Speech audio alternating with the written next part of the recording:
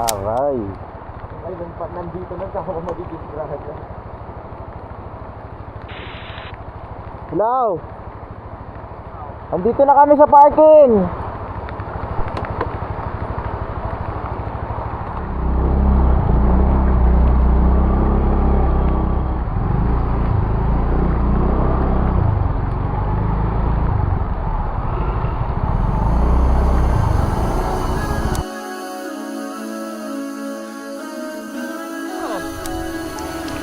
Hi, pre.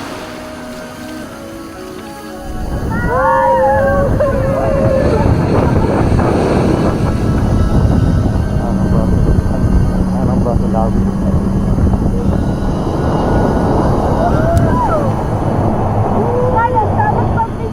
What's up guys? Nandito tayo sa Subic, Zambales, White Rock Beach. Kasama ko si Yusri papunta dito. Yung kapatid ko yung naka-jorno. And from Taguig, papunta dito, nakamotor lang kami. So sorry nga pala guys kasi hindi ko nakuha yung clips. Or rather, hindi ko na-save yung mga clips. Since nawalan tayo ng audio.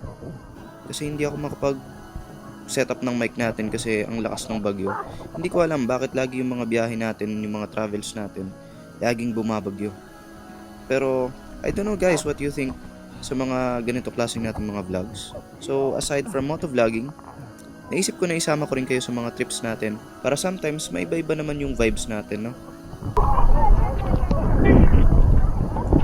Dito parang may obstacle course kasi sila sa dagat. So, mapapansin nyo, kailangan talaga namin magsuot ng vest kasi nasa 20 meters yata yung lalim nito or 20 feet. Hindi ko alam. Pero I think 20 feet. Sobrang lalim naman 20 meters. Ayun, so actually kung makikita nyo dito talagang umuulan na. And lumakas pa siya ng lumakas. So dito, sinubukan ko tong ginagawa nila dito is yung may tatalon sa'yo ng mga lifeguard. And then, lilipad ka. So, I tried this twice. Para lang mapakita ko sa inyo guys. And napakasakit niya guys, ako nagsasabi sa inyo. Ito. Hindi maganda yung landing ko dito sa pangalawa. Ang sakit sa tiyan. Actually, lahat kami, or most sa amin, tinry ito. And mapapangiti ka na lang sa sakit. Yan. Experience mo naman, doon na lang kuya. Ayan, go. Nakasunod ako sa'yo. So guys, anong tingin nyo?